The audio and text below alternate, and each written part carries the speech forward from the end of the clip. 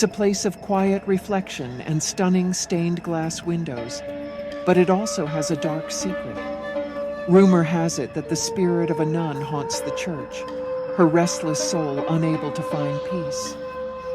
I first heard about the haunting from a local historian who knew about my interest in the supernatural.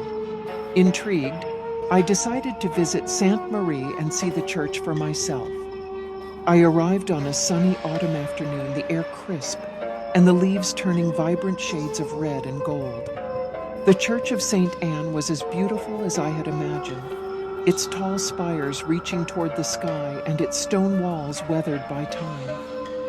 I spent the afternoon exploring the church, admiring the intricate woodwork and the colorful stained glass windows. But as evening approached, the atmosphere began to change. The light filtering through the windows grew dimmer, and the church seemed to take on a more ominous tone. I could feel a presence, as if someone were watching me from the shadows. Determined to uncover the truth, I decided to stay after dark and see if the rumors were true. As night fell, the church grew colder, and the sense of being watched intensified.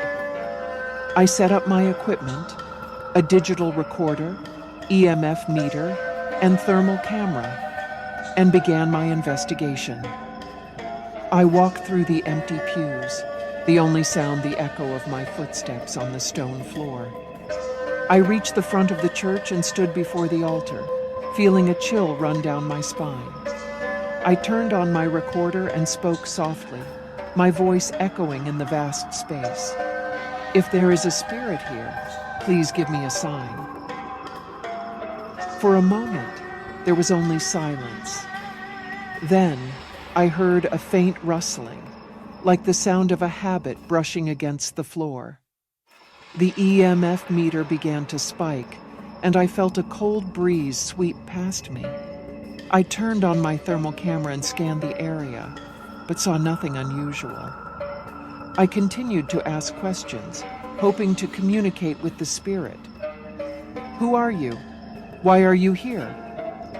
The temperature dropped even further, and I heard a soft whisper. "Help me," the voice said, barely audible. I followed the sound to a small side chapel where I found a dusty old Bible and a worn rosary. As I picked up the Bible, the whispers grew louder, and I felt a sense of urgency.